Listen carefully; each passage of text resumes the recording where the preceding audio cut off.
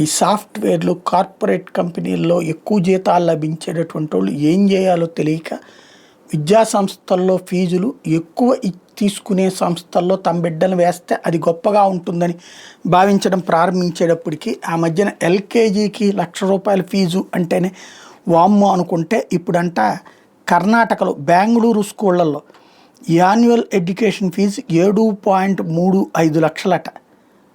ఎవరికిది 7.35 లక్షలు? 1 నుండి 5వ తరగతి చదివే విద్యార్థులకి 7.5 లక్షల రూపాయలు ఫీజు సగటున ఉంటుందట. కొన్నిట్లలో 5 లక్షలు, కొన్నిట్లో 7 లక్షలు. ఈ లెక్కను చూసుకుంటే కనుక ఇందులో టర్మ్ ఫీజే 3,67,500 నుంచి 5,50,000 దాకా ఉంటుంది.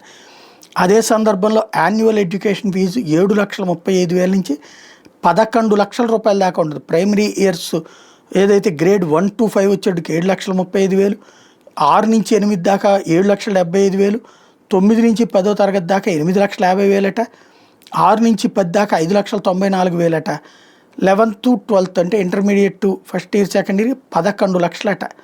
మరి ఇది ఎక్కడ దుర్మార్గమో అర్థం కావట్లేదు. ఇది కాకుండా అప్లికేషన్కి ₹1,000 అట, ఎన్రోల్మెంట్కి నాన్ రిఫండబుల్ ఫీజు ₹1,00,000 అట.